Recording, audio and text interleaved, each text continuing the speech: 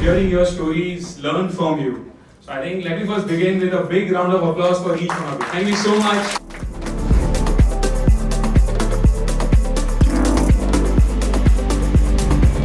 The Krishna painting. The eyes, oh my god, beautiful. It was as if those eyes were talking to me.